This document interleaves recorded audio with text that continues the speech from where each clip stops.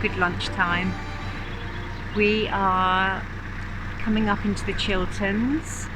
We're just a few locks outside Berkhamsted, and we've had a couple of tiring days, I suppose. We've been on the boat for ages, but not really moving very much, and it came as a bit of a shock to the system doing long days going through locks. Henry's really feeling it after a winter of not doing them, and we've been exhausted in the evenings, probably doing more locks than we need to every day, but we sort of wanted to get the first bit of the Grand Union out of the way because we've done it a few times, and then we can spend longer up in the places where we haven't been before.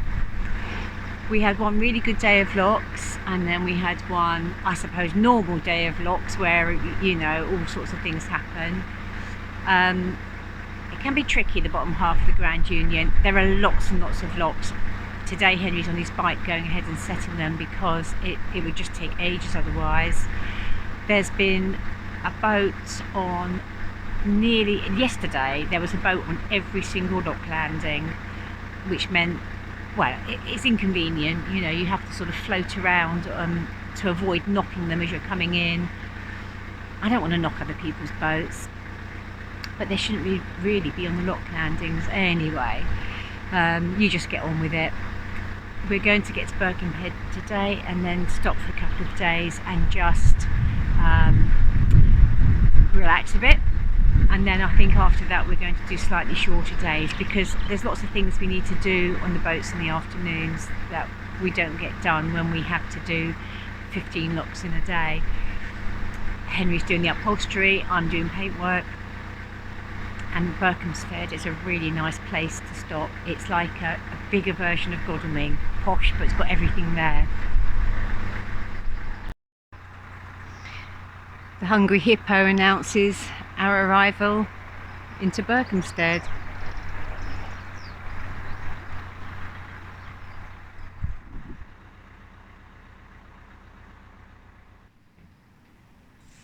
At the moment I'm concentrating on doing the gunnels. The Raddle paint, it gets a lot of wear, and there's a couple of rust spots come up, so I've taken them back to bare metal, put a bit of primer and undercoat on, and then sanded the whole lot down. And here we're just carefully putting masking tape on so I can run down with the roller and get a couple of coats on. The Raddle paint is a proper Craftmaster boat paint, and it doesn't last quite as well as the Dulux, I have to say. I know, I can feel it.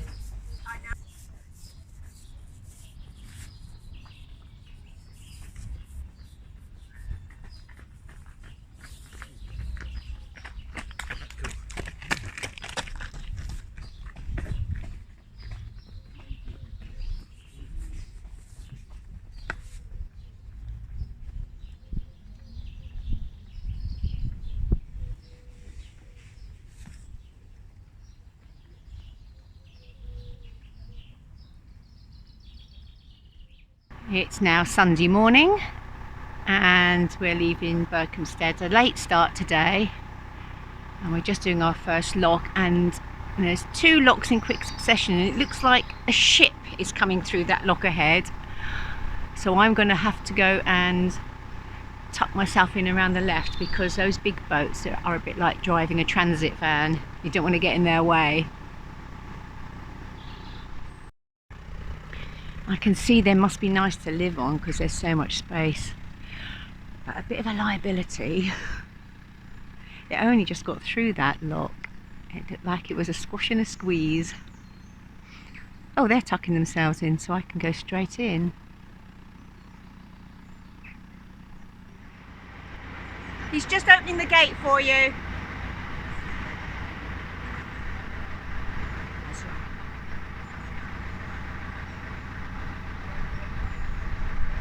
Yeah, he's opening that so you can go straight in. Cheers.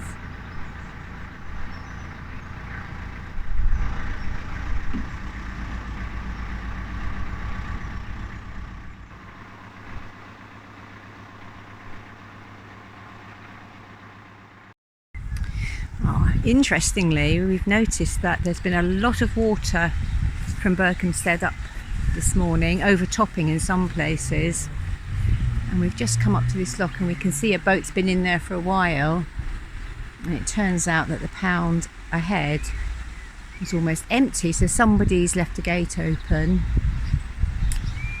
and all the water's come flooding down. So Henry has gone on up to assist, and they're trying to fill the pound up so that we can all move on. There's a boat in the pound which is over on its side, so probably happened overnight.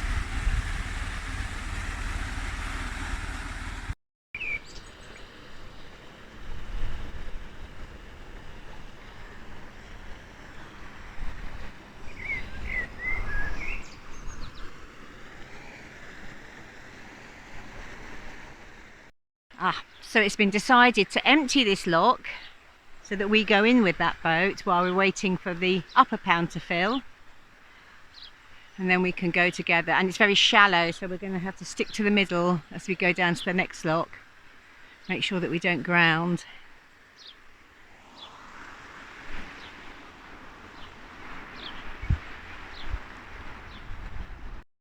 Well, with a lot of help from some nearby boaters, we got out of that lock and we are cautiously following the chap in front and staying firmly in the middle. But it looks like the water's coming up okay now. Well, we're just coming up to Kelroast now and we're back on our own. And there's a very unfortunate dead muntjac deer by the side of the lock and another one in the lock. This one has got a head that's been damaged, but we can't figure out why they're both dead and how they've been damaged. It's a bit sad. Anyway, we're going to go out on the right hand side so that we don't float the other one into the lock. On a happier note, I managed to buy a bag of compost at the last lock made from wool, bracken and comfrey, and 6 eggs. You never know what random stuff you can buy on the canal side. Oh yeah. It looks like a goat, that one though. A goat? It would be weird if there was a goat and a deer. Well, it's got 2 horns sticking out the top of its head. Usually, you know, it's goats, doesn't it? No, deer have horns as well, don't they? Do they? Yeah. We've stopped for the day at Marsworth in a lock flight. We've done more than we thought we were going to do because we had another boat coming down with us. And it's given me the opportunity, because I could moor on this side, to get a final coat of Raddle paint on the gunnels. So that's all done now. Wait an hour or so and then I can pull the masking tape off. I've been trying out this clean white spirit for cleaning the brushes because it's non-toxic and it seems to be working okay. You have to work it a little bit more than ordinary white spirit or brush cleaner, but it's getting it all out, so I don't know how good it is, but it's better than white spirit anyway, and it doesn't have that horrible smell. Just on the other side of the bank, I think there is a reservoir. Oh, there it is.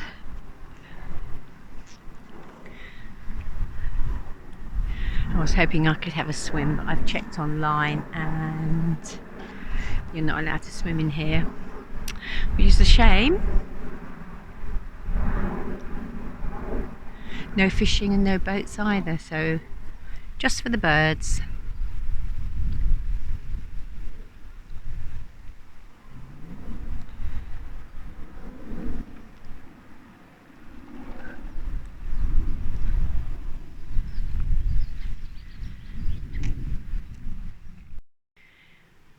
Well, it's an hour later and I'm just starting to take the masking tape off,